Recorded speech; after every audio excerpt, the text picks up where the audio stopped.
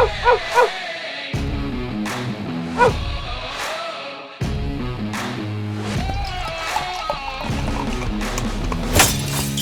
to another edition of the Dogger Pass Podcast. This for UFC Vegas 60. This episode of the Dogger Pass Podcast and all episodes of the Dogger Pass Podcast are brought to you by Prize Picks. Use promo code DOP when making a new account and get a match up to $100 on your first deposit.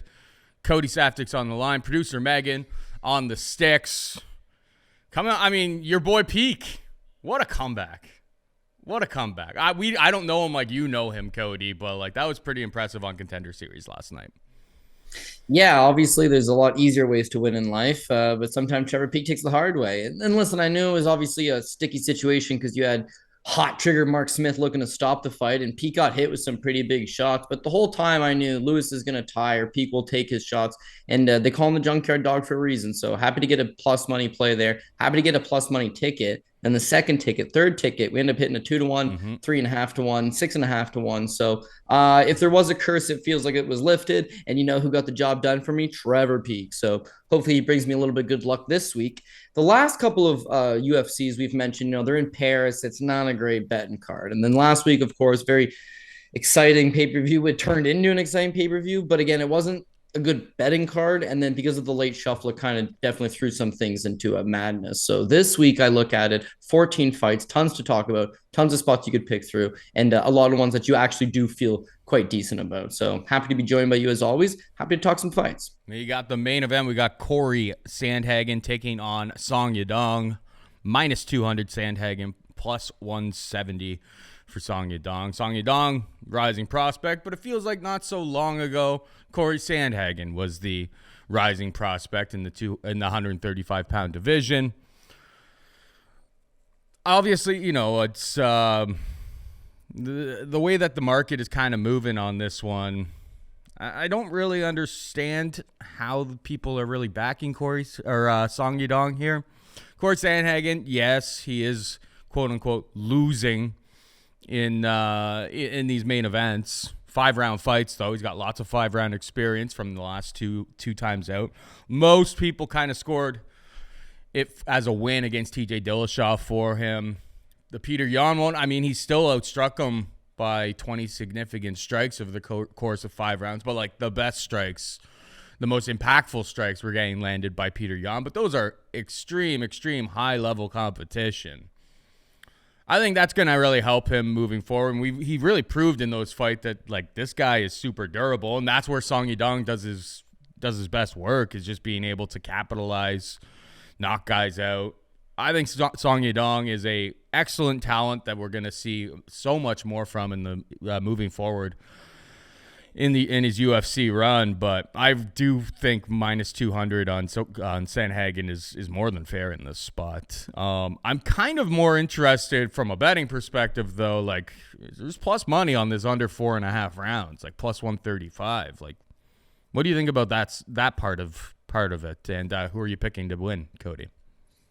Yeah, well, like you said, it seems like they're both prospects, but in actuality, Yadong, 24 years old, he's the legitimate prospect. He's the guy that's going to have a bright future and could contend for a championship in the next 3 or 4 years. Cory Sandhagen is the refined guy now. he's 30 years old, and he's already a top contender right now. You mentioned the TJ Dillashaw fight where he fights a former champion, a guy that's still world ranked in the top 3, top 5 of the division, fights him tooth and nail, and arguably did get robbed in that spot. But it's extremely high level. It shows at the level he's operating. Great cardio, can fight 5 rounds. Excellent striking.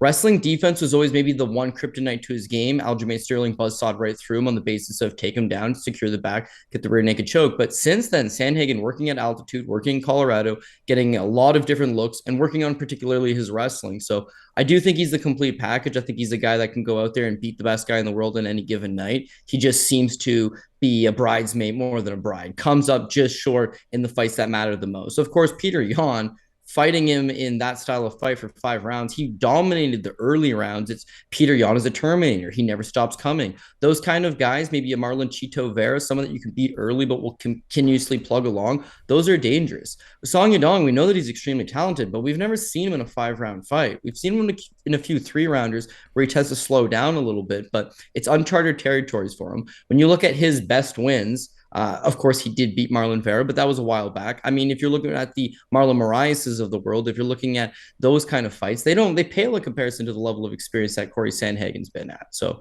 I gotta agree with all your points. I think he's got more experience. I think he's got more versatility. When you watch the fights themselves, he's got a lot of output. That's something that flustered Peter Yan. Is Peter Yan likes to throw in combinations, but even he was having a hard time settling early, right? There's a lot of movement coming out of Cory Sandhagen. And for a counterpuncher like Song Yadong, I think that he's going to be getting hit 2 or 3 times by jabs, low kicks, general volume for every one time he's going to be able to sit down on one of his counters. So I would have to say that over the course of 5, he's just slowly going to get outworked ever so slightly. And that's not a knock on him. Again, he's young enough that he will be back at the highest level. It's a tough main event. So do I think Cory Sandhagen is the most confident pick on the entire card? No, but this is a good play to put him as your top ticket guy. And if you feel the need to back out on Song Yadong, hell, if you could even hit a Song Yadong live line, maybe that would be your best way of approaching that. But I can't disagree with any of the points you made here, Paul. What do you think of the under? I feel like Sandhagen throws such like filthy flying knees. Like rest in peace, Frankie Edgar. And Song Yadong hits like a truck. Like I'm surprised that like people are very here. All I'm really saying is like I could never find myself laying like the minus 165 on the over 4.5 because it just seems like you're paying chalk and your butt's gonna be puckered from like opening bell to the final. No doubt about it. Because Cory Sandhagen's going to land somewhere in the neighborhood of 110 to 120 significant strikes, and Song Yadong's probably going to land somewhere in the neighborhood of 80, 90 himself. So yeah, you're going to be sweating it the entire time. But it's not that both guys don't have power. Song Yadong's one of the bigger hitters in the division. Cory Sandhagen, as you mentioned, crazy technique, flying knees. He is capable of knocking guys out. But both guys are durable. Both guys are not exactly known for getting knocked out. And even Cory Sandhagen's last fight against Yan, he got dropped. He was hurt. And I mean, he still kept coming forward. So I feel like both guys are durable enough that it likely does get into those later rounds. If it was going to be a stoppage, again, I'm thinking a 4th or 5th round stoppage on either side, really. But I would lean towards the over myself. Is the value there? Probably not. So I wouldn't fault you for taking the under 4.5. But to me, this just screams another one of Cory Sandhagen's last 2 fights. 5-round fights, Dillashaw, 5-round fight with Peter Yan. It's action-packed. Both guys are landing shots. Very thrilling fight. Close at times. But I don't necessarily think that someone's putting the other guy away here. We got Chidi Njokuani taking on Gregory Rodrigues. Chidi Njokuani is a minus 125 favorite. Gregory Rodrigues can be had for plus 105.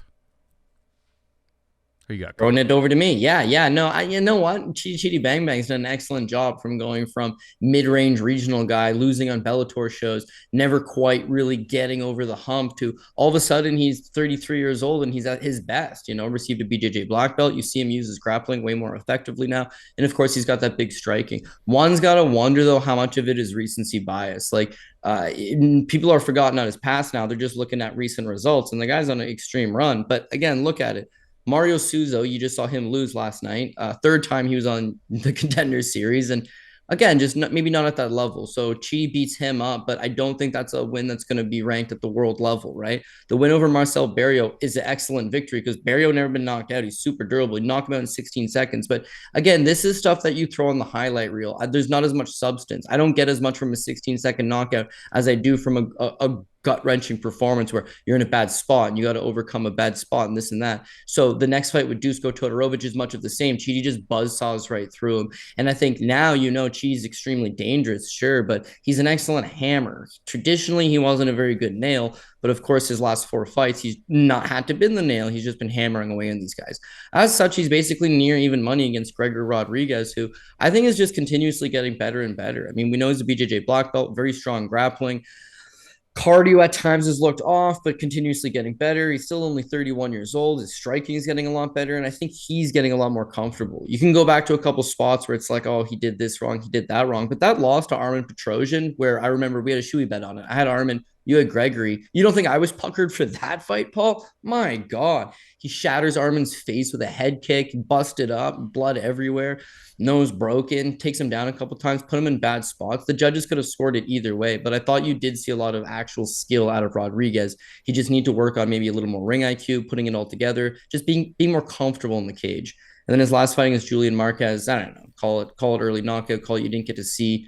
Physically, he looked in excellent shape as he always does. It seems like his skills are heading in that direction. And I think for Chidi to win, which he could, he's got to finish Gregory early. He's got to put a beating on him early. He's got to get to him early. Do kind of what prior to him catching Jung Young Park. Remember, Jung Young Park had him almost dead to rights and then just walked into a counter shot. If he plays the outside game and he can hurt him, great. But I got a feeling that his striking is getting better, his defense is getting better, his wrestling might be a little bit better than Chidi's. If he can press him up against the cage, lean on him, potentially he could tire him out. And of course, if he gets him to the ground, Chidi's a black belt now, but Gregory Rodrigues is a better black belt. So establish top control, lean on him, tire him out, and then find some openings. So I'm going to lean Gregory Rodrigues in this spot, but it's a volatile matchup that could go either way. And I don't know that you would want to trust it very high on your list of priorities this weekend.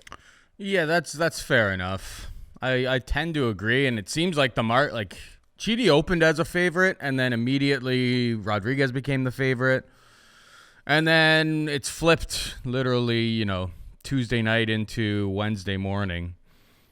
Maybe people are fading the Greek or something. I don't know.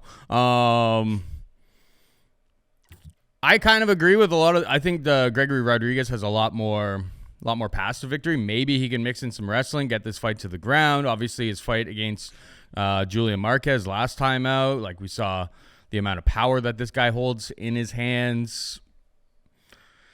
He's been relatively durable.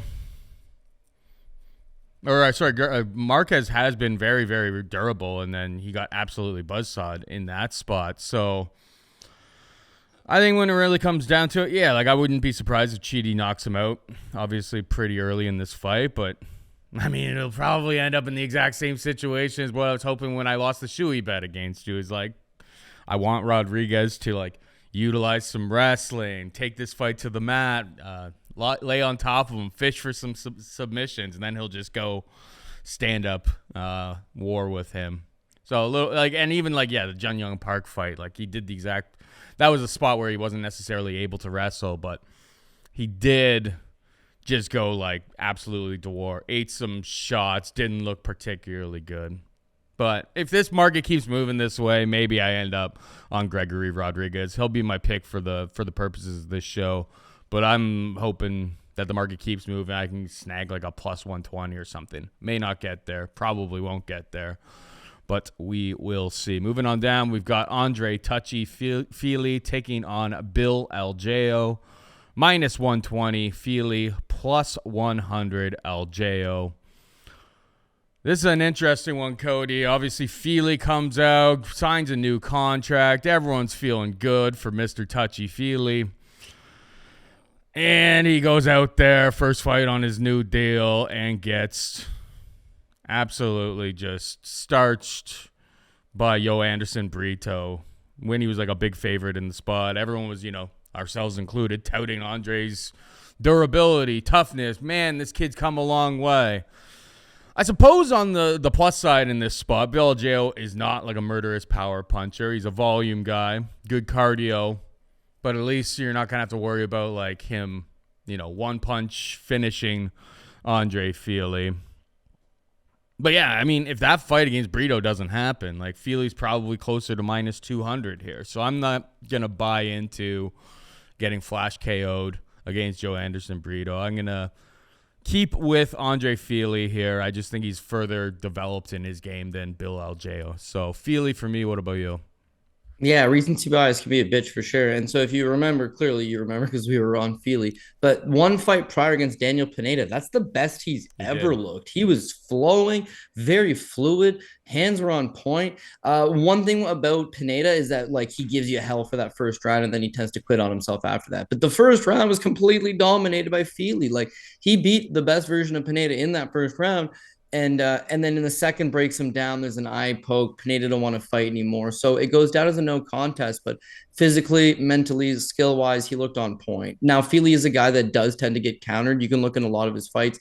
The Sodiq Youssef fight, he tends to sometimes get a little too close to his opponents, and they'll counter him over the top. And against Joanderson Brito, well, it's not going to work out in that spot because Brito's got heavy, heavy hands. He was able to clip him, land a nice counter, put him down. So I think people will look back and say, well, he got knocked down in his last fight, 47 seconds. It's a poor result. And don't get me wrong, it is a poor result on paper, but I don't think that takes away from where his skill set is at. Now, the thing with Bill Algeo, and I'm a huge Bill Algeo supporter, is these are all Bill's fights, okay? He's on the Contender Series versus Brendan Lucane. He got taken down 3 times by the British man. His debut against Ricardo Lamas, he got taken down 5 times. Against Spike Carlisle, he got taken down 4 times. Against Ricardo Ramos, and he was routed in that fight. He got taken down 8 times. Against Joannis Brito, he got taken down twice. Then Joannis Brito completely gassed himself out. And then against Herbert Burns, he got taken down once. And then Herbert Burns completely gassed himself out. His takedown defense is rocking out at 54% throughout his career with the UFC and the Contender Series. But overall, I mean, he gives up multiple takedowns in basically every single fight he's had for the promotion.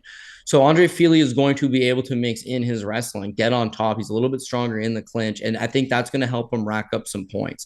In terms of the actual striking, I think Fili's a little smoother. He's a little more crisper. He's a little more linear. I would give the volume advantage to Bill Algeo, and I think Bill Algeo is durable enough to take all of Fili's shots, of course. But I think Fili will do an excellent job of using his footwork and then mixing in those takedowns to secure rounds en route to a decision victory. So I will take Andre Fili here on the basis of the wrestling advantage, and I do think he gets the job done via unanimous decision or decision in general. Yeah, the on Prize Picks, the Fili over under for significant strikes is 50.5, but you look at that Jourdain fight for Andre Fili, and that's when he really he leaned on the wrestling big time in that fight. Even the Sadiq Yusuf fight. And he didn't get over that 50.5. So I was considering that as like a Prize Pick selection, but if he really does lean on the wrestling, he's probably not going to get there from a significant strike. So I think they kind of set a good line here, because we would expect Andre Fili to try to utilize the wrestling, take advantage of his opponent's biggest weakness in this spot. So yeah, and also we'll see what weigh-ins look like, and then maybe I'll add Fili to the card. But Prize Picks, I'm avoiding that spot altogether, to be honest. No, I'd agree with you. Bill's a black belt, fantasy so score even if the fight does hit fantasy score over 75.5, but then you're you need him to win. So might as well just bet it, I suppose. Sorry, what were you about to say? No, all good. Let's move on. We got Tanner Boser taking on Rodrigo. Nascimento minus 170 Boser, plus 150 Nascimento. Who you got here, buddy? Yeah, I'm expecting to see a lot just more improvements over Tanner Boser overall. I mean, if you want to call them both kind of middling level heavyweights, that's fair. But Tanner Boser's kind of got better X factors to him. He's very mobile for the weight class. I mean, he's got good footwork. He's able to stay to the outside and just kind of chip shot away. Back on the Canadian regional scene, he was not known for having power. He was mostly known for just kicking your leg from the outside. But in the UFC, you do see some results. Felipe Lins, the Rafael Pessoa fight, where he does kind of let his hands go and he does have a little bit of power. I thought he got robbed against Andrei Arlovski. He clearly outstruck him from the outside, but Arlovski's a fan favorite. So it's a bad result, but not necessarily a terrible performance. And then the Ilir Latifi fight as well. Very interesting, because he could have won the fight, and he gives a couple key takedowns to Ilir Latifi. So again, I feel like he's a guy that's better than his record shows on paper, and it's just a matter of kind of putting it all together. Beats Ovid St. Preux his last time out, and then more or less has taken off the better part of a year. I think it's like 15 months that he's been on the sidelines. So he's still only 31 years old, which, as you know, at heavyweight is still very, very young. I think he's making improvements. He's fast. He's mobile as a heavyweight. He's got good output for a heavyweight. And I feel like he's just adding those other wrinkles to his game. With Rodrigo Nascimento, I wouldn't outright come out and call this guy a fraud. It's just he's a fraud. Hasn't really been able. Yeah, he hasn't shown us basically anything. His career before he signed with Zuffa is nothing. He's on the Brazilian regional. He's fighting in little gym shows. He's fighting in little favela shows. And I mean, 0-4 guys, 1-4 guys, 0-0 guys. It's just, again, not much that you can really pull away from it. On the Contender Series against Michael Martinic, he looked a lot better. Of course, Martinic is not that big of a man. So, of course, Nascimento is going to have a natural advantage over him. Beats him. Dante Mays' UFC debut. I didn't think he looked very good there. Of course, Dante Mays, very, very limited as a fighter. It's just the last two I want to focus in on. The Chris Daukaus fight, knocked out in 45 seconds. This guy he prefers to strike. He seems to be more of a striker. Like, I don't know that his ground game is really all that good. He likes to lean on guys up against the cage and kind of slow them down, but it seems like he makes his money with his hands. And Chris Daukaus just annihilates him in 45 seconds. If you don't have the chin to go out there and just implement a hard 15 minutes of striking, it's hard to get behind him. But then the next fight with Alan Bodo, the first round he loses. Yeah. He loses the first round to Alan Bodo.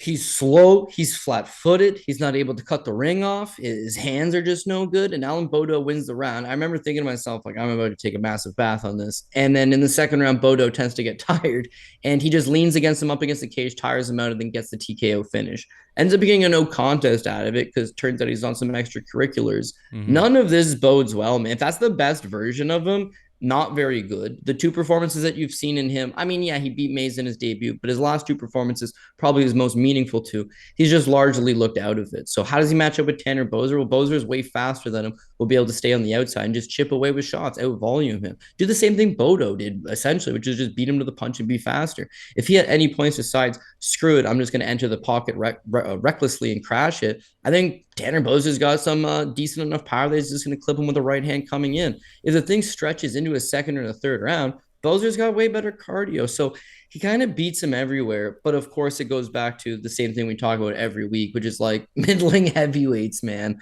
Got burned by Jake Collier last week. It's the same thing. Like, it looks obvious on paper, but they're middling heavyweight. Anything can happen. Keep in mind, Boser's been off for 15 months. So we're expecting him to look better, but that doesn't necessarily mean it's going to be the case.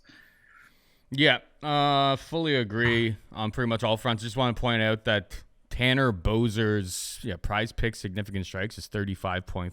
It's like if you watch that Baudo versus Nascimento fight, it's like it only gets into the second round and Baudo lands 60. Boser's a pretty high volume guy. As long as he's not getting taken down, held on his back, or if he gets like a first round knockout, which has happened. It obviously happened against Felipe Lins, but he hasn't really been known as like being a murderous power puncher by any stretch of the imagination. I think 35.5 is too low, so I'm going to be going more on the significant strikes, and I like Boser as well. We got Anthony Fluffy Hernandez taking on Marc-Andre Barrio. Fluffy is a minus 170 favorite. Barrio can be had for plus 150. What are your thoughts, Cody?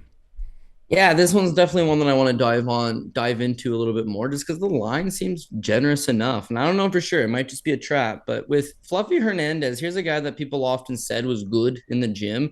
And then maybe you didn't often see it kind of in the cage. So people that train with him, they all just rave about the guy. He's got excellent wrestling. He's got excellent pace. He's got excellent cardio. They always liken him to like a smaller version of a Cain Velasquez. I know people laugh at that, but again, he's just like smothers you with pace. And then as far as the UFC goes, you've seen some glimpses of it, but again, submitted by Kevin Holland, not a good look. And then chokes out Rodolfo Vieira. That one was impressive because it's a huge submission win, but the way he got it was just outlasting. His cardio looked pretty good in that spot, and he was able to capitalize on a great spot. Then that Josh Frem fight. So I had Frem as like the 13th most confident guy in the card. He was my PRP pick for no other reason really than I thought I may chase a little bit of plus 125 action or something. Frem's a decent enough prospect, right? Comes from the LFA scene. He's kind of well-rounded, decent striking, decent wrestling, decent cardio. Looked okay. The version of Hernandez that we saw in that fight was the Cain Velasquez reference version. He was just smothering, man. 8 takedowns, never gave him a second, stuck on him like glue and just systematically broke him down over and over and over again. So, I mean, if that's the guy that's going to show up, I'd be interested in betting him against lots of people because I love that style. It's relentless. He had the cardio to back it up, and he's only going to be getting better and better. He's 28 years old. So, again, you're going to be seeing improvements out of this guy. And I thought that was a pretty solid version of him. Marc-Andre Barrio is tough, and that's about it. He's a guy that'll take a lot of fights. He's durable enough.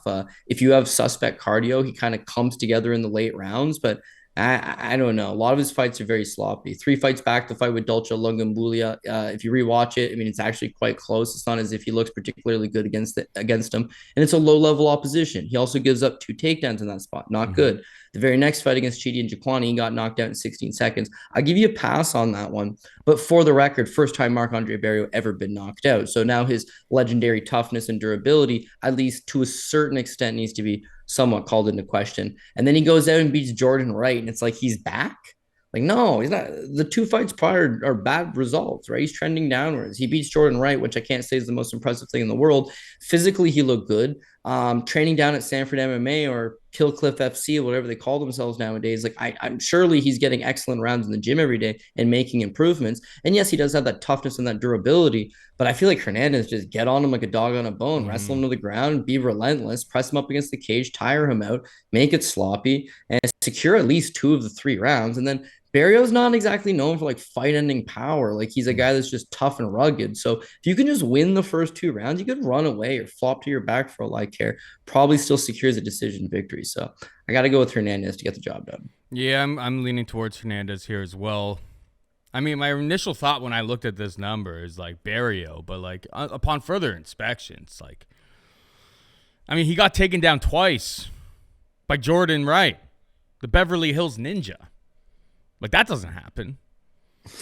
Who watches tape or when you're Jordan Wright and you're like, I'm gonna wrestle this guy? It's just like you saw something. You saw the Delta fight where Delta also took him down 2 times. So it's like I was looking at Prize Picks and I was like 3 takedowns for Fluffy Hernandez, and then like, I mean, you go through Barrios numbers. It's like taken down 5 times by the Iron Turtle, and then 2 by Lungiambula, 2 times by Jordan Wright.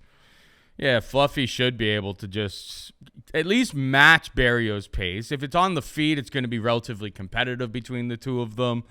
But yeah, Fluffy should be able to just continuously wrestle in this fight and probably eke out a decision. But I wouldn't be surprised by like a submission finish, obviously, if he gets him in the right spot. So Hernandez, what's Hernandez by sub? That could be something that gets me excited about this fight. Let's see here. Hernandez submission. Let me see. Submission. The books are not giving you too much. It's like plus 300 is the best opportunity out there. So, I mean, when you have it's not bad, but when you have a submission over Rodolfo Vieira, they don't exactly give you, there's no freebies anymore on the submission front. If that had never happened, you're probably getting like at least 5-1 on that number. But that kind of showed how legit he was, being able to stave off all of the world-class jiu-jitsu guys, attempts like that, and then get his own was pretty remarkable, to be perfectly honest. He was a guy that we used to dog on, frankly, on this program, but he's put in the work. He's made the improvements. So Hernandez for both of us. We move on. We've got Pat Sabatini taking on Damon Jackson. Sabatini a minus 180 favorite. Damon Jackson can be had for plus 155. I don't think I've ever been a Damon Jackson guy, and I've been paying for it recently. Like the guy has really put in the work. He's on a 3-fight win streak. It is against lower level competition in David Argueta, Kamuela Kirk, and Charles Rosa. Guys that, I mean, Kirk, I suppose, had a bit of a striking advantage, but Damon Jackson was able to absolutely body him, take him down repeatedly, control him at range. Charles Rosa's happy to flop off of his back. So that's kind of how that fight usually plays out. And Argueta, came in on like really, really short notice and was really, really undersized in the spot. And memory serves correct. I obviously didn't get around. Bodied him. How close was that fight? I can't recall off the top of my head, and I haven't watched the tape. Yeah, I mean the stats look pretty close. I'm gonna have to go back and Daniel watch that. Argueta took the fight on like a week's notice. He's a career 35er that came up to 145 to take the fight, and he had fought an LFA card 4 weeks earlier. So he gave himself every disadvantage. And in the first round, Jackson won it. Second round, Jackson's completely gassed. Argueta almost knocks him out. Third round, Jackson's completely gassed. Argueta almost knocks him out again. But Jackson found a second gear. He found a second gear in the third round, helped him get through it, helped him get the win. The thing is that he was a minus 720 favorite over a guy that was undersized, fighting up a weight class on short notice, who had just fought a month prior. So none of that bodes well for him. I will admit. You want my take on it? Is that Damon Jackson is extremely talented, but also fights to the level of his opponent at times, and you just don't know what version you're going to get. Against Kamuela Kirk, I thought he looked career best. His wrestling looked awesome, on point, took him down whenever he wanted. Striking looked good. He was aggressive, standing in the pocket. He's training at Fortis MMA with some of the best guys, and he's getting better. 34 years old, but experienced, and decent decision-making in there, and that experience is allowing him to get solid victories. But the fight with Daniel Argueta is just extremely, extremely sloppy. Here's the thing with MMA, though, is that you never know if they're going to be the best version of themselves when they enter the cage at that specific time. Sometimes these guys look really good 3 fights back, 2 fights back. They look awful their last fight. You expect them to look awful again because they did their last fight. and it's completely different. I got burned. Another thing I got burned on last week was Julian Erosa against Hakeem Dawodu. In no way or shape or form did I think Erosa was going to come out there and look that good. But, he did look that good when he fought Charles Jourdain. Then his next fight against Steven Peterson, he hustles up a greasy split decision over Steven Peterson. And his very next fight, he puts on a career best performance against Hakeem Dawodu. So again, you can only go by, do they have the skills to pull it off? And in Jackson's case, he's got the skills to pull off an underdog win over here against Pat Sabatini. Pat Sabatini is extremely one-dimensional. He does not strike. He just looks to get you down, hold you down. His submissions are okay, but for the most part, it's just positional awareness. I mean, he'll take your back, he'll put those hooks in, he'll hold you down, he'll get on top, he'll hold you down. It's a lot of that rinse and repeat. If someone was able to stuff the takedowns and keep this thing standing against him, they'd likely box him up. I think Damon Jackson would. Damon Jackson is a BJJ black belt, so it's not as easy to take him down and just put a mauling on him without him throwing up anything. Mirsad Bektic tried to do that, phenomenal athlete, and the entire time he's asking in guillotine chokes, trying to get out of them. Eventually, Damon Jackson sticks him in the third round. He's dangerous enough that, one, I think he's going to be difficult to take down. Two, if you do take him down, he's going to be, continuously working to get back up. If he does get back up, he's going to have the striking advantage. If he stuffs the Pat Sabatini takedowns outright, he's going to have the striking advantage. He could use all those, I think, to good effect to maybe, squeak something out here.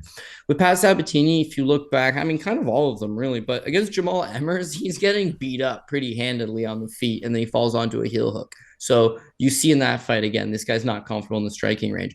But against Tucker Lutz, the next fight out, I mean, he gets takedowns against Lutz. He doesn't particularly want to stand with him. He just tries to stick onto him like glue. It's a clean performance in that he wins all the rounds, but it wasn't exactly like a spectacular performance. It's the next one against TJ Laramie. Laramie's like 5'4". He's not a featherweight. The guy should be fighting at bantamweight.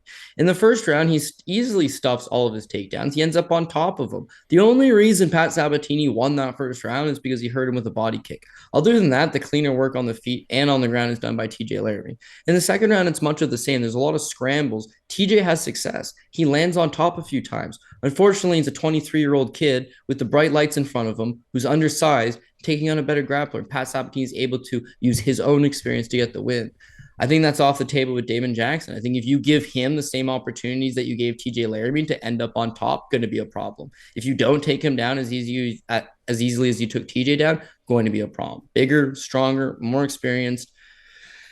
I just feel, and then Jackson's got a questionable chin for sure. And Argueta zaps him, and you look at some of his other fights. Ilia Topuria zaps him. Back in the day on the, it was the Legacy Fighting Championship. He get bad knockout loss there as well. It's like maybe he's got a potentially questionable chin. I don't think Pat Sabatini's ever knocked out anybody. All of his wins are decision or submission.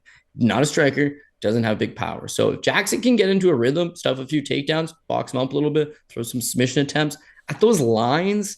I'm sniffing this one as my first potential apple pie shitters. I will just avoid Sabatini, if anything. Yeah, that makes sense to me. I have to obviously dig into tape a little bit more, but I wasn't too Sabatini's not absolutely dominating from top, which is what he does in most of his fights, but if he has any sort of resistance down there, which we haven't seen too much of, maybe Jackson could make it a little bit ugly on the feet. And just squeeze by in this matchup. Not one I'm even very confident, but I'll lean towards the underdog in Jackson with you. Which, historically will probably mean that Sabatini's going to absolutely roll, because I don't think I've ever really got a Damon Jackson fight right. Trevin Giles takes on Louis Cosce, minus 200 or minus 210 for Giles, plus 180 for Cosce. What's your take here, buddy? Yeah, this is another one I'm just going to take a flyer out on the underdog. And, I'm fading low level with low level. It is what it is. I get it. But Trevin Giles 2-1, like, man, what are you talking about? So, of course, we know the problems with Trevin Giles is that it looks like he's very lazy in there, body shape, 185 pounds. I know this is at 170. But just never seemed all that interested, and he would fade out in the third round. He's winning the Zach Cummins fight until the third round. Gasses out, gets hurt, gets choked out. He's doing decent against Jeremy Mearshart, gasses out, gets taken out in the third round. So that's, of course, going to be his problem. But we got to look at the last three, right? It's all about like what have you done lately? So the fight with Roman deletes again. His hands are just super low the entire time. It looks like he's looking to counterpunch, but he's got very low volume. Roman deletes does get takedowns on him, but deletes does it to himself. He flops on leg locks, continuously looking for a stupid leg lock, allows Trevin Giles to land a couple shots from on top, and then that's kind of what steals those rounds for Trevin Giles. But no way, shape, or form is it like it's a very clean victory for him. And of course, if you look at Fight Metric, the numbers, very, very low numbers. Could have lost the fight, got the win, showed he's undersized. Against Dricus du Plessis, gets taken down twice right off the hop again. 2 takedowns, ends up on his back. Dricus gets back up, wins the first round. I think you're looking at this is a guy that can be taken down. And then beyond that, he's not letting his hands go. It doesn't matter if he's got a little bit of power. He does not let his hands go. He's waiting to counter. He never lets his hands go. The second round, Dricus just walks in. It's crazy. The very first 2 punches that Giles throw, because the whole fight he's throwing one at a time, one at a time, one at a time. It's like, bro, you got to throw a combo. Why doesn't he throw 2 at a time? The very first time he throws 2 at a time, Dricus counters him with the right hand, knocks him out. So I think that's part of his hesitancy. He doesn't feel comfortable throwing more than 1 punch at a time.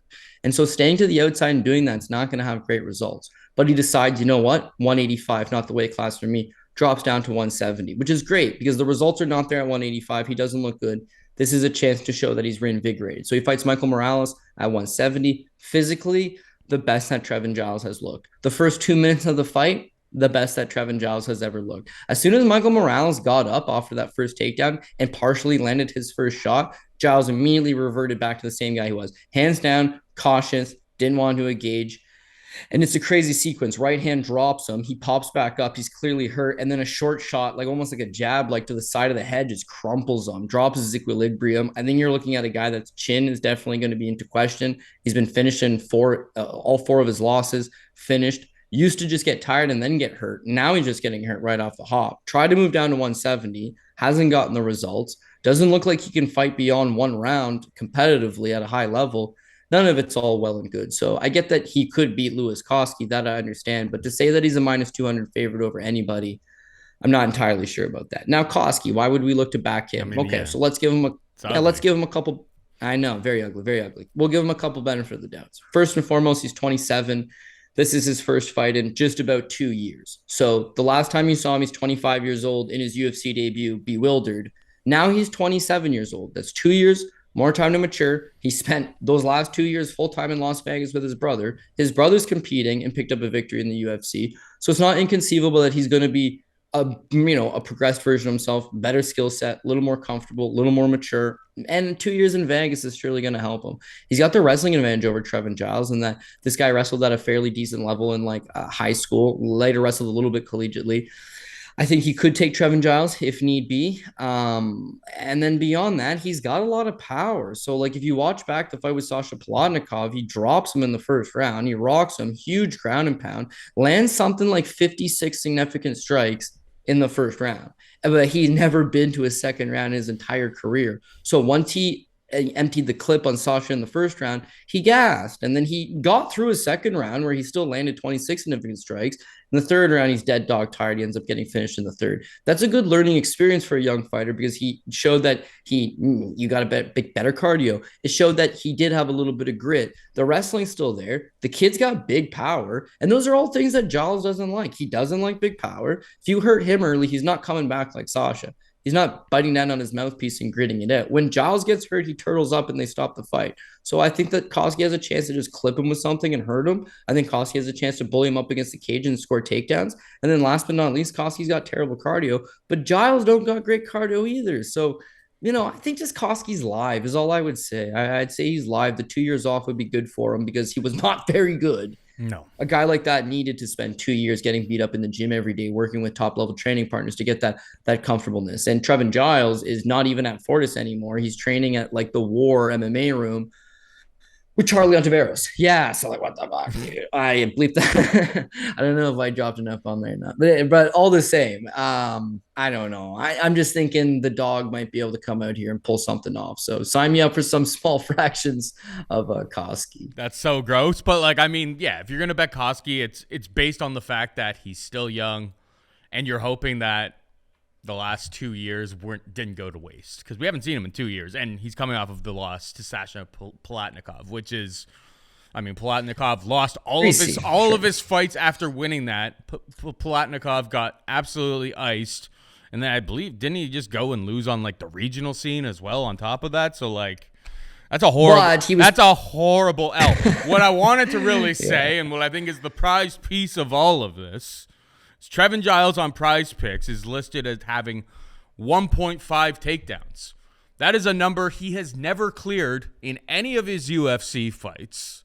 And the fact that you were even considering that Cosce's going to have a wrestling advantage, I mean, you got to do the less. Less takedowns than 1.5 for Trevin Giles. The guy's never really been a wrestler. I don't know where they pulled this number out of, but they probably pulled it out of a hat. So adding that to, I think, I don't know if I'm going to, we'll see what weigh-ins, what happens at weigh-ins.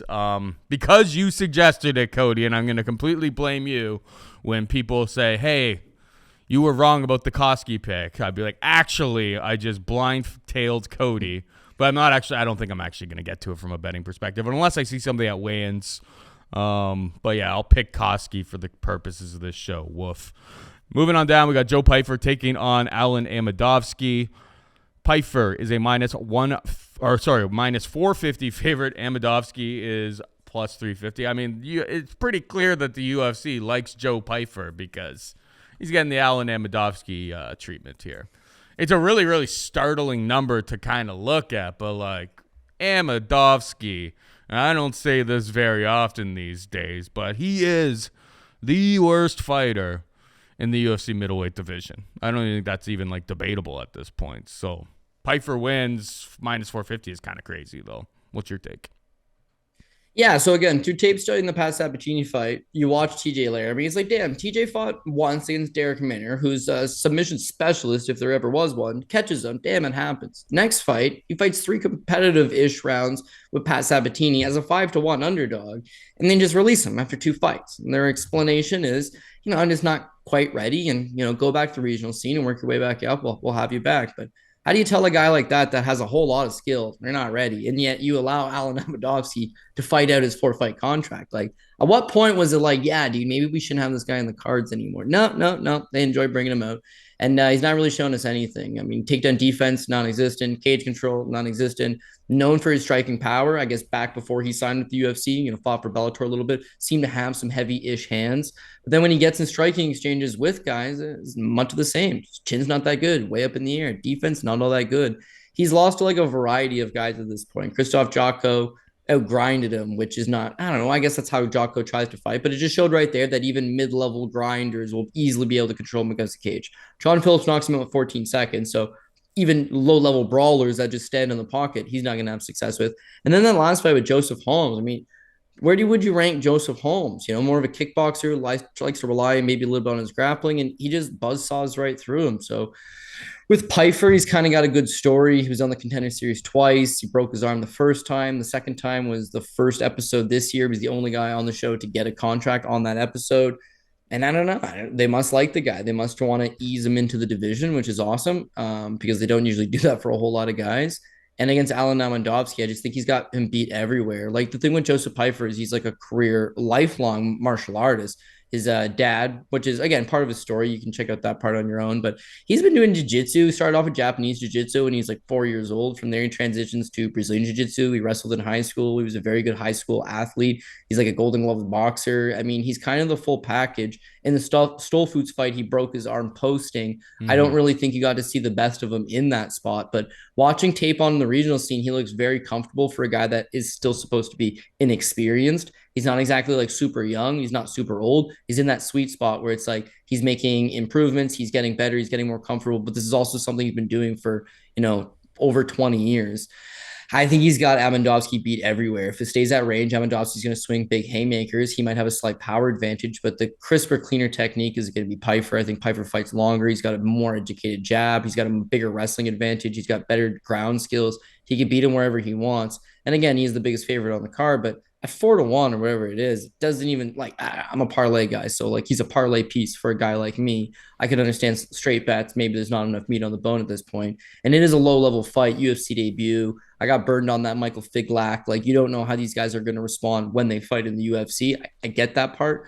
But again, skill for skill, it's like Pyfer's got him beat pretty much everywhere across the board. So unless it's some crazy rejuvenated version of Alen Amedovski like it was for Zayam on that night, like Zayam looked career best. If Alen Amedovski comes out and looks career best, then damn. But he's 34. I don't see the improvements out of him. Zayam is my bad. Kid's like 24 years old. Like obviously he's going to be still making progression to his career. So I don't know. I think Pyfer's got him beat all over, and Pyfer's definitely a top ticket or top 2 ticket play this week. Yeah, I mean, you know me. I'm kind of like the underdog value boy, and friends don't let friends bet on Alen Amedovski. Like, don't the worst guy on the roster. He is the worst guy on the roster. It's like, I'm not even going to bat an eye at people parlaying Joe Pyfer this week because, if you like, at what number would you even play Alen Amedovski? I don't even know. I don't know. I think if you're gonna play him by knockout. Bad. Yeah, of course, and that's probably pretty wide. But I mean, Pyfer, the only times he's ever been finished were he got submitted, ways back by Jonathan Patti back in 2019, and then the Stolfus ones, like he was actually doing well in that fight, and just posted, hurt his arm. It wasn't even a legitimate loss, but Pyfer rolls pretty clearly. Moving on down, we got Cody's baby, Aspen Ladd, taking on Sara McMann, minus 145 Aspen Ladd, plus 125 McMann. Who you got, buddy? I mean, people here. Yeah, it's crazy to hear how you talk the about money Aspen line. Ladd. Yeah, when I was looking at it earlier, I was like, is that Aspen Ladd's money line or the weight that she's going to come in at? Because it's at I'm not 100%. Yeah, it's supposed to be 35, but it's Aspen Ladd. So, I mean, Listen, she did make 136 her last time out, but we've seen her struggle on the scales mightily. Someone that's actually struggled with weight cutting throughout the entirety of her career. She used to fight at 125, had trouble there, moved to 35, has had trouble there.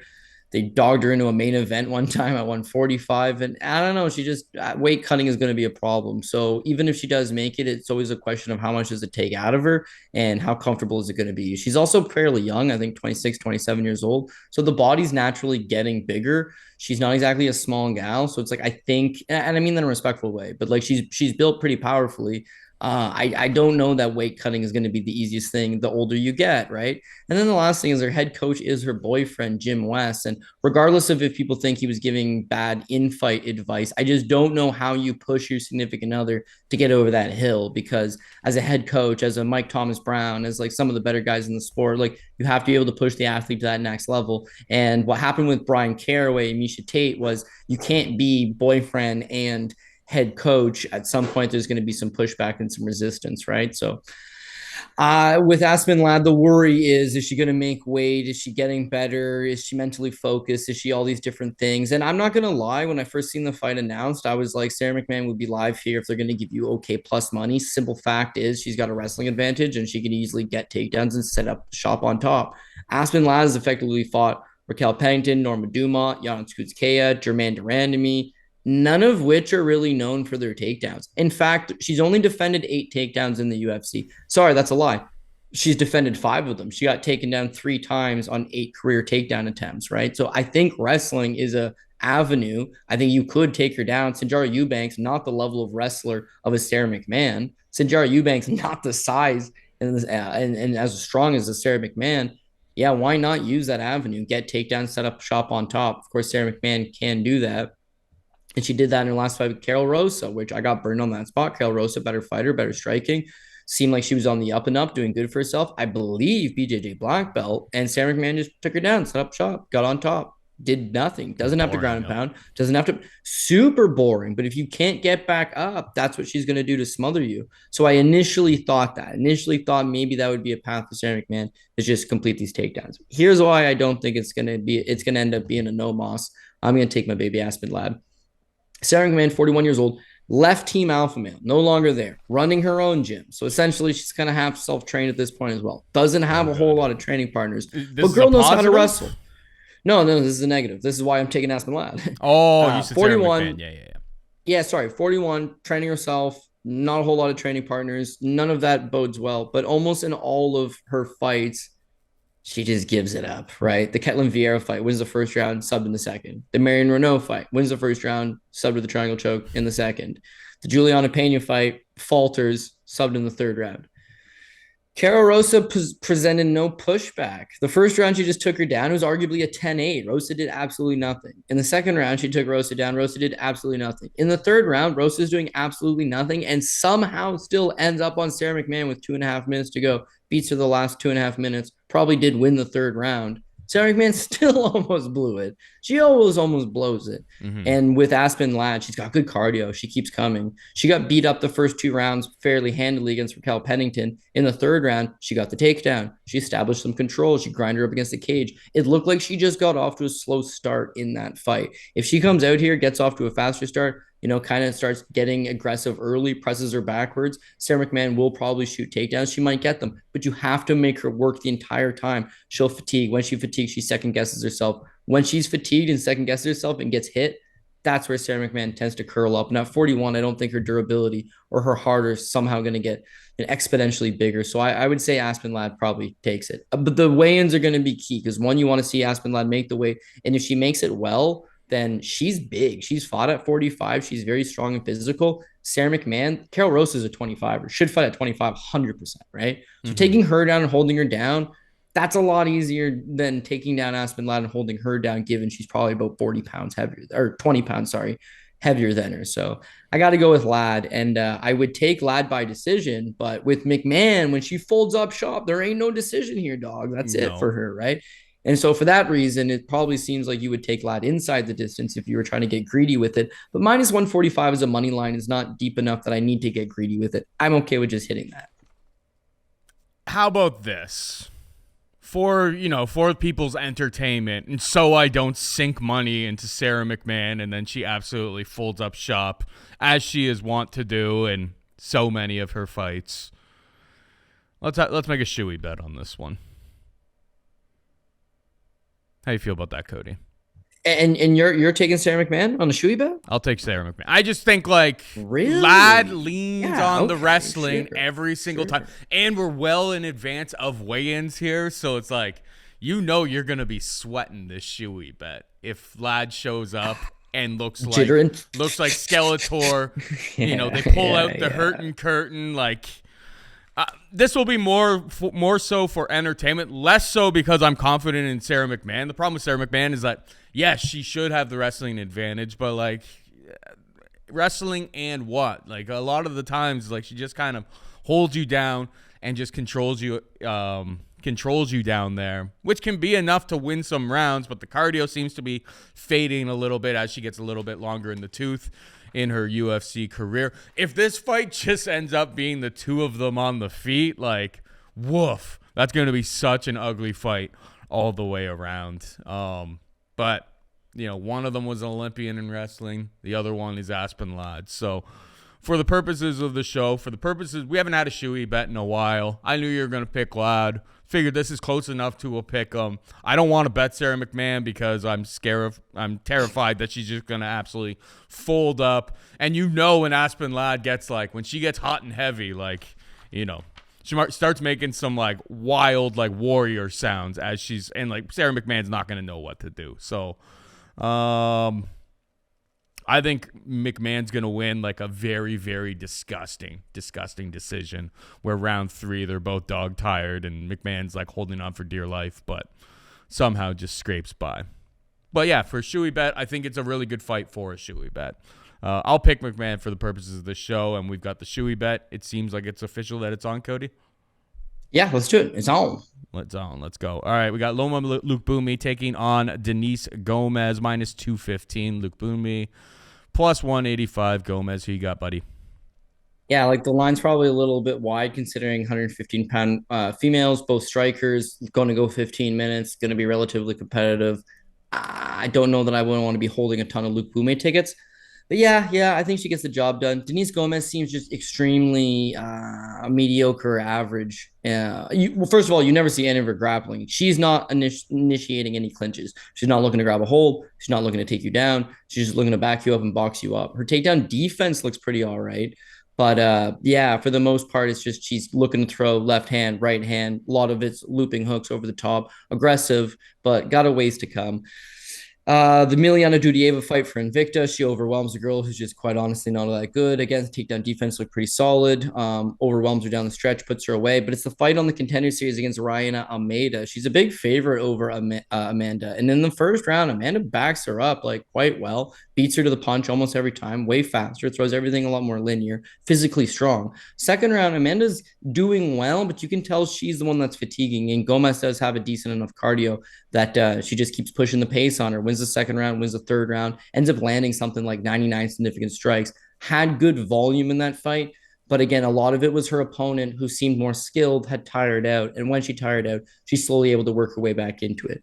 She's accepting this fight on 3 weeks' notice. She's taking this fight on 3 weeks' notice, replacing Diana Balbita. Mm-hmm. So you just fight in a 15-minute fight that was competitive, that you got hit a whole bunch, that, you know, was a decent enough hard-fought 15 minutes. A 3-week turnaround is going to be difficult. Making your UFC debut in itself is always difficult.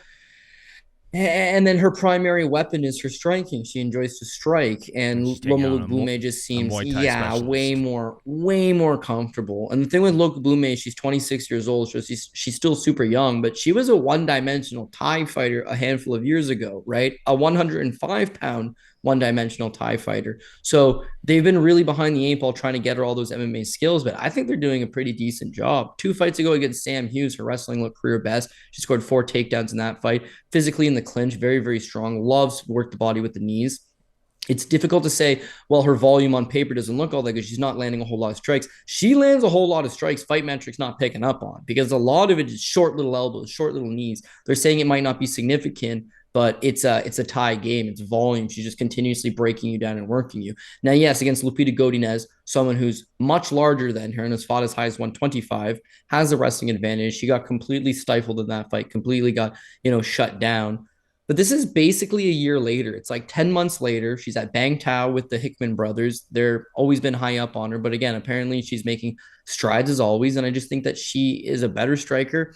Wrestling is good enough to keep this fight standing. Might be good enough to mix in a takedown or two if need be. But I think Gomes is more of a rangy at distance striker, and Lookboonmee is going to largely be able to enter the pocket, grab a holder with the tie clinch, work the body, press her up against the cage, make it a dirty fight. And then even at range, has a lot of great distance kicks, a little bit faster, a little bit sharper. I just think that she's going to pick her way at her. So 2-1, I don't love. And I would definitely take this fight by decision if you're taking Loma Lookboonmee. So maybe try to improve it a little bit in that area. But, we've all been burned by heavyweights and 115-pound women. So I don't know how much faith you could have in it, even though it does look good and I am backing her.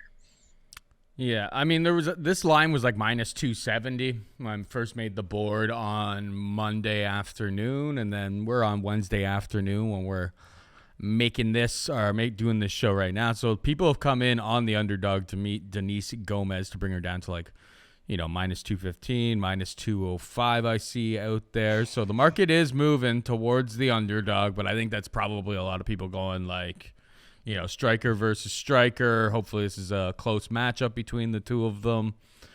Lookboonmee decision is pretty much can be had for like minus 105 out there. Ranges from like minus 105 to minus 140. That would be my pick as well. Relatively tepid striking affair.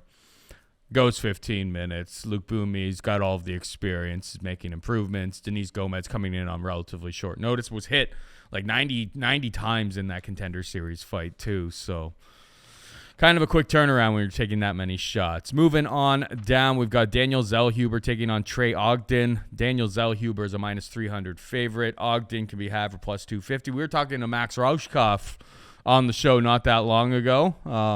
I think he's got a fight coming up in October here. I haven't seen the official announcement, so hopefully nothing's got stalled on that front. But he was talking about how he was training with Zellhuber in Vegas and that this guy was super, super legit. I mean, on Contender Series, some people could be like, oh, well, he went like, pretty life and death with Lucas Almeida. It's like Almeida showed up in the UFC before Zellhuber and proved that, like, he belongs, like, put on a clinic against Mike Trezano. And, I think Zellhuber looks like a legitimate prospect, 14-0. Putting in work with a bunch of excellent fighters in Vegas, like a great room to be, developing yourself in. And Trey Ogden got outstruck by Jordan Levitt, man. Like that fight in general. It's like I had money on Ogden because you know me, typically all against Levitt except for Paddy Pimblett. Jordan Levitt has cost me a whole bunch of money, but that's besides the point. Ogden, like, getting outstruck at range against Levitt, like, justifies this price as far as I'm concerned. Daniel Zellhuber should absolutely steamroll him. A lot of people are going to look at it and be like, oh, contender series guy. Oh, he hasn't really been tested. It's just like that fight against Lucas Almeida is 10 times harder than this Trey Ogden fight. Zellhuber rolls. What do you think? Yeah, dude, I got to agree as well. Zellhuber looks pretty solid. First of all, the kid was training for the vast majority of his career in Mexico City, right? So he's a mile high up in the air. His cardio is good. And that was one thing in the Almeida fights. Like Almeida gets a hot start and lands a whole bunch of big shots on this kid. People will look at that like, oh, that's a red flag. He's getting hit with big shots. But no, man, that shows you he's got a good chin. And that's the stuff you want to know from a young fighter. He's undefeated and he was 22 years old at the time, right?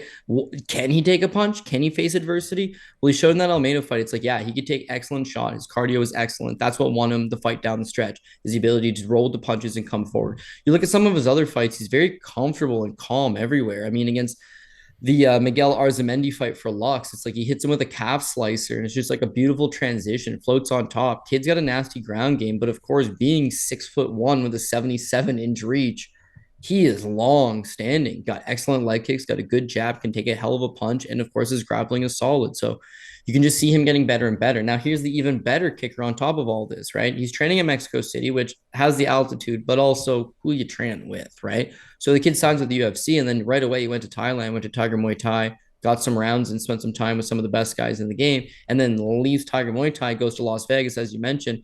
And he's not just like in the room at Extreme Couture, like he's like a top class guy. Like he's getting rounds in with Max Roshkov, as you mentioned. His guy is Eric Nixick is coaching him, not one of the other secondary coaches, Nixick, right? So they've got a lot of faith in him. UFC signs him. Why is he not debuted yet? Well, that's excellent, but this is good for him. He was 22 the last time you saw him. He looked pretty good. They've given him a full year off to train in one of the best gyms in the world, two of the best gyms in the world, some of the best bodies. Like he's 23 now. He's still a big boy. He's still got all those skills. And I just think you're going to see a much better version of him. So yes, it is his UFC debut, but the one little misconception about like UFC debut, bright lights, it's like, what bright lights? It's in the Apex.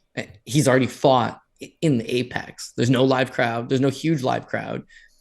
What difference is it than fighting? What difference is it fighting Trey Ogden than it was fighting Almeida, a tougher guy in this exact same setup? So I don't know that jitters are going to get to him. I think the kid's going to be quite comfortable with himself. Ogden, meanwhile, I think he got into the UFC kind of, I don't know. I mean, he hadn't really beaten the best level of guys to get there. But yeah, with Jordan Levitt, it's like, okay, well, it's grappler versus grappler. So as long as you can keep the fight standing, anybody can outstrike Levitt. Right, wrong. First round, he probably is outstriking Levitt. Then he slips on a high kick and just falls to his back. Levitt gets on top. That's it. No ability to get back up. Big red flag number one. Red flag number two, second round, entirely stand up. And Levitt just inside leg kicks him from distance. He had no footwork, no ability to close the distance, no speed, no ability to change the game plan or cut off the cage. Like, terrible round. And then in the third round, dope. He gets a takedown. He sets up shop on top. And then boom, easy sweep from Jordan Levitt. Levitt ends up on top. And then bang, still he can't get up his back. Gives up the entirety of the round as well. So his striking looked bad. His wrestling looked bad. His ground game off of his back looked bad. I could not tell you where he beat Zellhuber. If he doesn't get to the fight to the ground, he's getting chopped up standing. His wrestling not good enough to get the fight to the ground. And even if he did get the fight to the ground, this kid's just going to post. He's going to post and stand right back up. So I think he's got him beat everywhere. So this feels to me top two ticket kind of play. Money's coming in on Zellhuber. The line's not that great right now, but it's continuously getting worse and worse. And I just think he's got this guy outgunned everywhere. If the kid loses, people will chalk it up to a 23-year-old making his UFC debut and this and that and this and that. And I understand that. But if we're just looking at it for skills and tape study and footage and where both guys are at and potential, like he's got Ogden beat everywhere. So 100% I'll be taking him. And I got a feeling he gets it done inside the distance.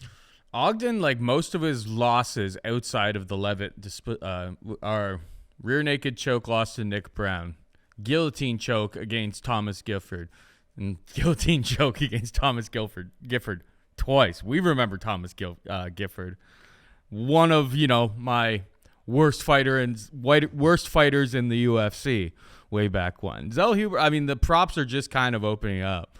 But I mean, I see a calf slicer on this guy's record.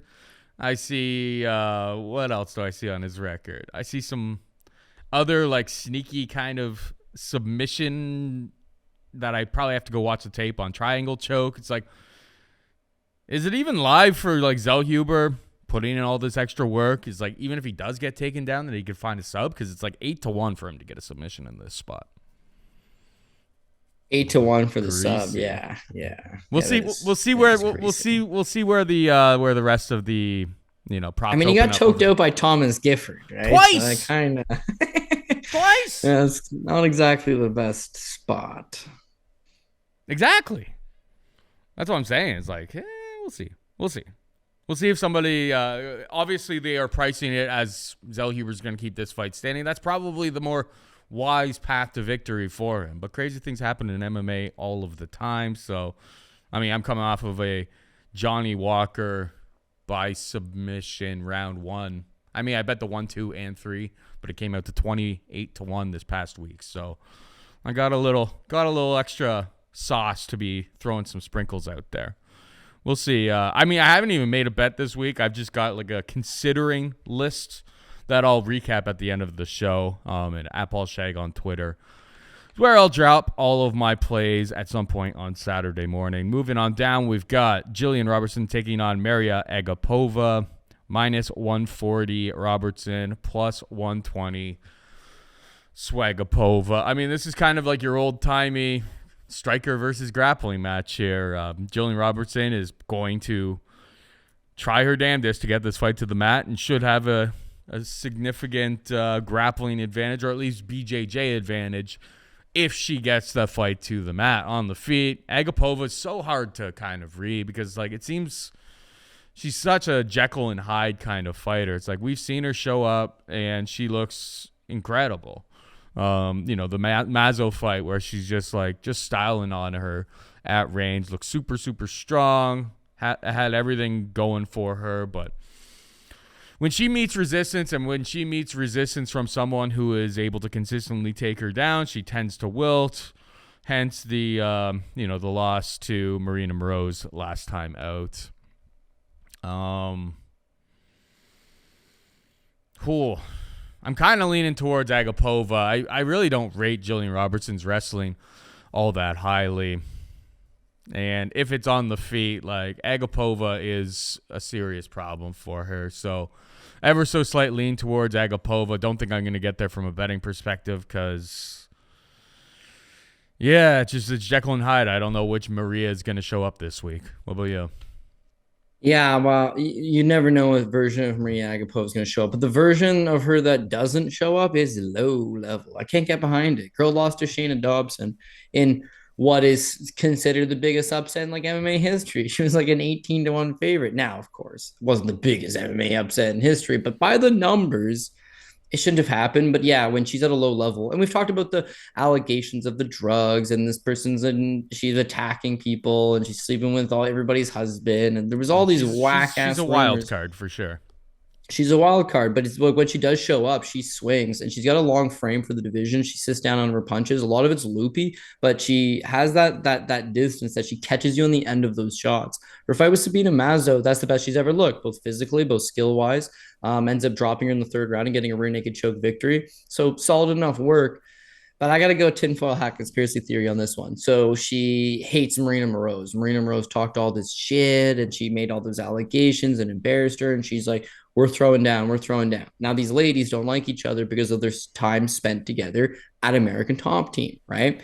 Now, that fight happens. Marina Moroz just instantly presses her up against the cage, digs double underhooks, and just peels her to the ground and puts a beating on her in the first round. Second round, actually, Agapova ends up on top at first, takes her back in the first round, has some spots, but you can see she's not comfortable in the grappling. And as a result, Marina Moroz, who is a member of the Ukrainian amateur boxing team, not really known for her grappling or her wrestling, easily just reverses position, gets on top. probably wins the first round, definitely winning the second round, putting a beating on her. And then they bring in their little Dean Thomas. Dean Thomas pops up on the bottom of the screen. They say, hey, Dean, what can you tell us? And Dean Thomas says, well, this is a case of fighters having trained together previously. Because when these two girls trained together at American Top Team, this is exactly what Marina Moroz did to her every single time. She would just annihilate her with the grappling. She's that much better of a grappler than her. She knew this is the way to beat her, and she has just proceeded to do it. Literally, as he's saying this sentence, she grabs the head and arm choke and just chokes out Agapova, right? So Dean Thomas is saying, I'm a coach at American Top Team. We've all been in the room. We've all seen it. Marina Moroz did this to her every day at practice, and now has proceeded to do it in the fight itself, right? Mm-hmm. Tells you what you need to know. Now, Jillian Robertson was a longtime member of American Top Team. When she branched off from American Top Team, Dean Thomas went with her. Dean Thomas is her primary coach. He goes into the cage and gives her in-between rounds. This fight was initially Melissa Gatto versus Jillian Robertson. And let me tell you, Omomoto Gatto, Mr. Melissa Gatto, is pretty legit, dude. She's strong. She broke Victor Leonardo's arm. She's strong. She's physical. Coming off a loss, but again, a high-level opponent. That was going to be a tough fight. Now you lose that opponent on like a week's notice and they grab up Agapova. I would say that Dean and Robertson know I need to take this girl down. I can take this girl down. I've done it in practice many times. And once the fight does hit the ground, she'll have a huge advantage. Jillian Robertson was getting beat up by your girl Priscilla Cachoeira standing. She didn't look good at all. But the second she was able to time that double leg and get the fight to the ground, you do see she does have an advanced ground game. Of course, all of her losses are to good girls within the division, right? She's lost to Macy Barber. She's lost to Miranda Maverick. She's lost to JJ Aldrich. Like, none of these are would be considered low-level opponents. They're all solid enough girls. But at 27 years old, Jillian Robertson is not old. She's experienced. Her best work comes from getting the fight to the ground. I would say that she has a wrestling advantage over Agapova and should be able to just get her down, use that ground game. So just because of how bad Agapova's looked on the ground and how she's given up 2 takedowns to Shayna Dobson, she's given up 2 takedowns to Marina Moroz. When she did get taken down, she didn't really have much of a game. It just leads me to believe that like Robertson's live to just hit a couple takedowns and then make things miserable for her. So I will take Jillian Robertson, but yeah. This on a 14 fight card, you don't have to overextend yourself. You might not want a whole lot of, exposure to this fight in particular. Robertson's lucky Cab didn't get to that bell, and Cab really tried to get to the bell by eye gouging her at the end of round 1 there. Tried to eye gouge her. Yeah, she was in for a rude awakening in round 2 because Cab was gonna keep coming at her. People wanted Cab to get fired after that spot, which. Give your head a shake. Cab's the best. She's won 2 fights since then. Yeah, I mean, she's on a 2-fight winning streak. And you know what? Social media is not everything, but when you check out Agapova's social media, it's a lot of her by herself. Like, she goes to big gyms, and I'm sure she gets quality rounds in, but like, she's not like a part of the team. It's not like she has bodies that are like. She's like a reported crazy person. So, like, she's going to come down. She's going to throw down. No doubt about that. But if you look at all of her losses, even back, Tracy Cortez is a beast. So, whatever. But, yeah, dating back to the Contender Series until now, wrestling defense has always been her issue. And Jillian Robertson is extremely one-dimensional. But, like, that one dimension that she does have, wrestling maybe not wrestling, but grappling, right? She'd get the fight to the ground. She'd make it happen for herself. There's a lot of pictures of Agapova. I'm looking at her Instagram. A lot of pictures of her with assault rifles, to be perfectly honest. Dude, it's like one of them's like a sniper rifle, like a 50 cal sniper rifle. You would not be able to buy those. You would not be able to buy those in Canada. I can tell you that much. Those are all outlawed weapons. But she's in the great state of Florida, so imagine dating. Oh yeah, didn't you? Paul Shaughnessy once went to the second biggest gun show in Southwest Florida. Was that it? Correct. Yes.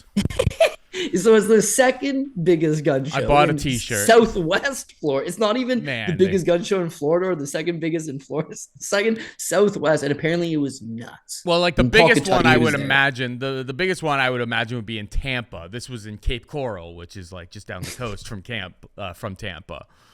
And I'm sure they have a bigger one probably in Miami. But like you had to drive like 30 minutes outside of the city down this like unmarked like road, and then there was like this convention hall, And then the parking lot was just a field, but it was just filled with cars. And you went in, and there was like, if you wanted to commit horrible, horrible acts on humans, like there was like these sticks with like metal spikes on them that like you could like, I don't know what you would do with it besides like maim someone. I went and bought a t-shirt that it had a bear. I've lost it, and it just said the right to bear arms, and there was like a bear with like a machine gun. But like different world. I mean, up here it's like you can buy hunting rifles, but handguns are illegal. These type of weapons that Swagapova is touting, those are illegal. Oh yeah, the best story was like this granny. She was like probably 85 years old. And I was I went there to like people watch because it was just so outside of like my Canadian mentality. And this granny is like up there talking to like this gun salesman. And she goes, "Oh, well, she's like, "Oh, I like that one there. That one's really cute." Which like calling a gun cute seems very weird to me. But in fairness, it was like really, really small and it was pink. And she's like, "Yeah, that'll fit like right underneath like the front seat of my car." And it's just like, so granny's packing heat.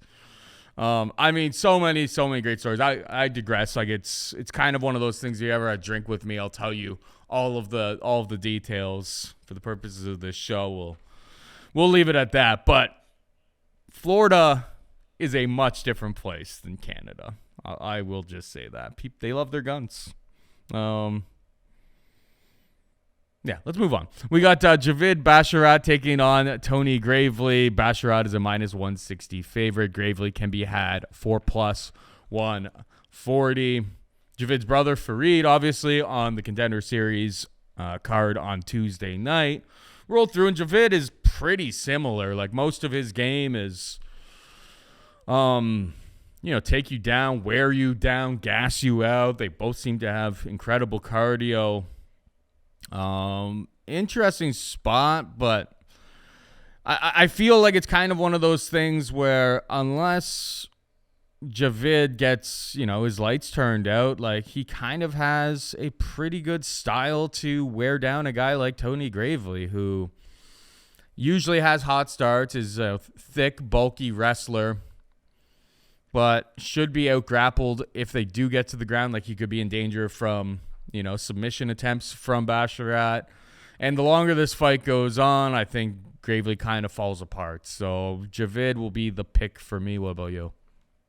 Yeah, I got mixed feelings about this one.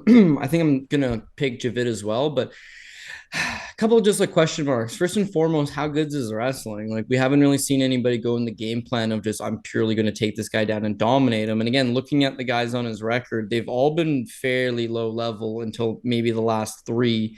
It looks like his cardio is awesome. It looks like his pace is good. His durability is good. His submission game is solid. But again, he's not had to face that style of just like hard, gritty nosed American wrestler. And in Tony Gravely's case, he's like a 3-time state champion from Virginia, 2-time All-American, wrestled at the Appalachian State and University, a D1 program, attended the D1 finals twice, like the tournament.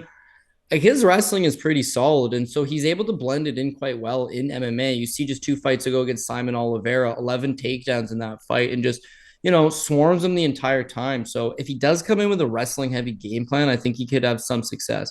The other thing with Gravely, he's got like big power. So you can back him up and you can land combinations and this and that, but you got to watch out for that because he loves to step in on the pocket, throw uppercuts right up the middle, hurt guys. And I feel like he's definitely a problem, but it's the durability. Same thing you kind of mentioned is the reason why I keep coming back to Javid Basharat. If you look at all of Tony Gravely's losses, for the most part, it's him being systematically broken down over time, right?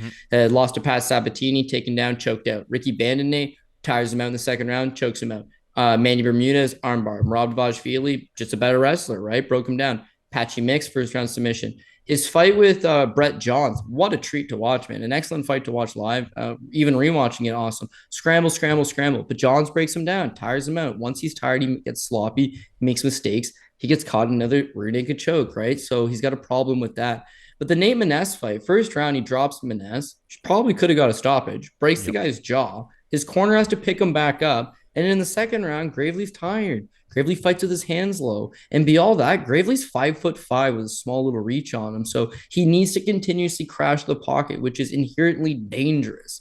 He gets clipped, he gets knocked out. So in his last two fights, he's done an excellent job. Simon Oliveira strictly just wrestling him down for the entirety of the fight. And then his last fight with Johnny Munoz, a little shuffle uppercut right up the middle before the fight really got started. It's like minute 8 seconds or something into the first round. Yet you've not seen him have to get pushed to his limits again. And the thing with the Javid Bashra is I think you're going to have to fight him tooth and nail. If you do get the takedowns, I do see him getting back up. He's got the kind of cardio to push a pace. I think that Tony Gravely is going to have a lot of success landing, but Bashrad's durable. If he takes those shots and he returns fire and makes this a dogfight, and again, you mentioned him and his brother kind of fight similar. That's how they fight, man. Make it a greasy fight. Watching that fight last night, because it was it was the main event of the card, right? So it's like, let's get Bashrat to win, and it was a good night for everybody. And Bashrat in the first, I'm watching the live line. He starts off at minus 220, 30 seconds in, he's minus 190, right? Then he's minus 170. Then it drops to even. It was an even money fight up until he threw the guy down to the ground and got on top. And then it went from even to minus 700 in the span of 3 minutes. It was just one-way traffic. But it was sometimes you got to take those early shots. Sometimes you got to get hit a few times and just continuously come forward, break the guy down. Trevor Peake, my boy, was the same thing. The early was going to be tough, but the ability to take all that damage to sustain it and keep chugging forward, that was ultimately what was going to get the win. Bashrat's going to be the same thing here. Gravely's going to put him in some sticky situations early, but I think Bashrat's going to eventually just, break on through to the other side. So minus 165, not a great line, but I do agree he's going to get the win. Last thing I will throw on there is Gravely versus Simon Oliveira looks good because of the 11 takedowns. But keep in mind two things. One, Simon Oliveira, 5'5". He's basically, I think he's 5'4". He's the same size as Gravely, so it's going to be easier to take him down. Whereas Basharat, 5'9", big, strong, physical guy. But Tony Gravely gets the same takedown every time, double underhooks, rear waist body lock, and Simon Oliveira just kept grabbing the guillotine. He grabbed the guillotine every single time. He's giving up the takedown to pursue a flimsy guillotine choke. That's not going to happen versus Basharat. And Aljamain Sterling and them, he spent time with both Basharat brothers, and he's like, yo, you had better take these guys down. He's like, Javid's a problem standing, and his brother's quickly developing as well, right? That's Aljamain telling you that. Since then, the guys have gone full-time to Las Vegas, training with some of the best guys. It's a progression. Gravely will be a live underdog. He will be a problem at times, but at the end of the day, the man that gets their hand raised, I got to go with Javid Basharat. Yep, I think Basharat could end up being a good live opportunity. Gravely gets some takedowns early, holds top control, squeaks out the first round. It could be a good opportunity to jump in at Javid at plus money. And finally, we got Nicholas Mata taking on Cameron Van Camp, minus 185 Mata, plus 160 for Van Camp. You got any thoughts? Because I don't. Yeah. I'm going to go with the underdog on Cameron Van Camp. I know it don't sound good, but the plus money here actually looks quite decent, and I see a path to victory for him. So we'll start off with Nicholas Mata and why you should want no part of Nicholas Mata. He's never quite really, again, gotten to that next level. He was young when he was on The Ultimate Fighter. He was 25. Guy that started his pro career at 19 years old. Maybe he was going to get better, but I hate to shit on him, but he doesn't seem very athletic. His movements aren't very explosive. He doesn't have good footwork. Nothing's fast twitch. It's a lot of mostly just lumbering. He's got a Brazilian style where he'll walk you down and throw a lot of loopy strikes, but I'm not seeing that fast twitch muscle reaction, that speed out of him. And then I think he's got a chin problem. So his first pro loss, because he lost to Glyco Frock on The Ultimate Fighter, but his first pro loss is Antonio Carlos Ribeiro. He knocks him out a minute and 8 seconds into the first round. Bad look, but maybe you just got caught. Second pro loss, Robert Hale, 246 of the first round. He knocks him out. So it's the second time he's lost in his pro career, both of which he's been knocked out, both of which in the first round. Then his fight against Jim Miller, Paul, he got beat up standing for both rounds. I had money on Jim I know, as an underdog against a UFC newcomer. I was just like, Jim Miller's done this dance 40 times. Sign me up.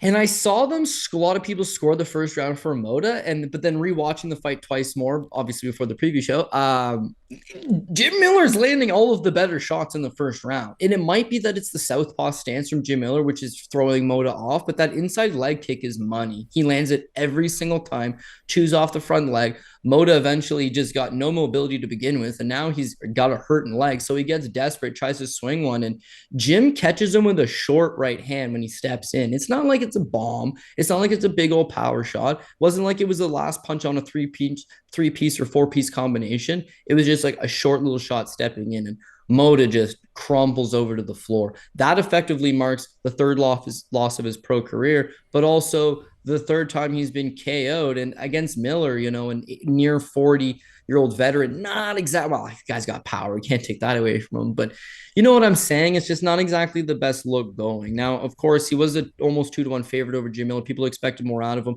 but you look at his fight on Contender Series against Joseph Mowry, not that good. I mean, Mowry just doesn't have anything to offer him, but he walks him down around the ring, throws some loopy shots. I wouldn't say it's the most impressive thing going. His fight prior versus Juan Gonzalez, which is where he wins the CFFC title, it's a 4-round fight, and like watching paint dry, Paul, nothing happens. This guy don't throw. He don't throw. He's got very, very, very low volume.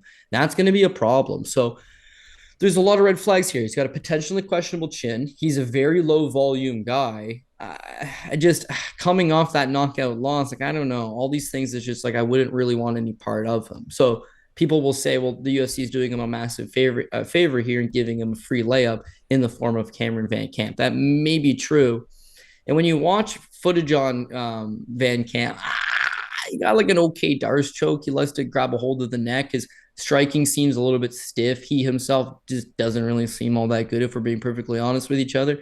Debuts in the UFC, and I'm looking to fade the hell out of him, right? They match him against Andre Fiallo. This is a bad look for sure. Fiallo is a tough dude who absolutely hits hard, and I'll give Van Camp credit. He looked career best, man. He's moving excellent. He's in and out of the pocket. His footwork looked good. He had a nasty little body kick that he was using effectively from range, but his speed looked on point. His volume looked on point. He looked comfortable. He rocked Andre Fiallo in the early going, got a little too eager, got countered with a counter left hook. After that settled and ends up getting knocked out. That's fair, right? Here's the real kicker here. That fight's at 170, right? All of his fights prior, Kenny Goudreau, 170, Horace Cyan, 170, Craig Eckelberg, 170, Stickett, Bobby Volker, Quentin Parks, all 170.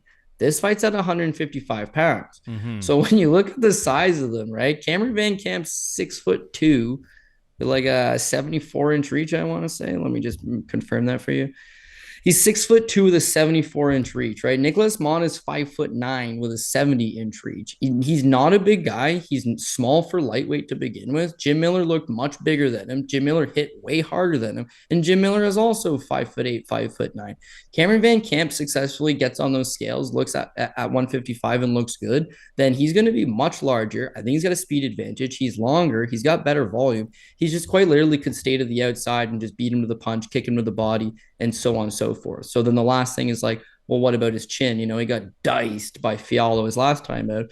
That's fair. But again, you look through Nicholas Motta's record and he's like not really known as a power puncher. He don't throw shit, first of all. And then when he does throw, like oftentimes it's just kind of loopy, stuff with impact, but not necessarily that big KO power. So if he doesn't randomly clip Van Camp's just going to control the outside and chip away at him, give a good account of himself. So I would urge people to watch back his loss, even though he gets KO'd in the first round. He gives, there's some good takeaways from that spot. Right before he gets KO'd, Joe Rogan's like, damn, Van Camp's looking like a problem. Then he gets KO'd as Rogan's saying it. So I get it. He can get clipped. It's MMA. It could happen to anybody. But the skill looked there. Him coming down to 155, that's what's interesting to me. 6'2", 4-inch reach advantage on top of that. Dog pick. Cody normally would say, you know what? Geez, it looks like Van Camp's a bum. Nicholas Motta's going to roll. And that's one of my apple pie shitters. My other apple pie shitter would probably normally be Pat Sabatini. Geez, he 30-27s everybody. Just takes them down and out grinds them. No problem. Those are the guys I'm looking to avoid. Them in particular, the guys I'm looking to avoid this week and try to go the other side, catch some plus money. I like this new Cody. This new Cody has suggested such guys as...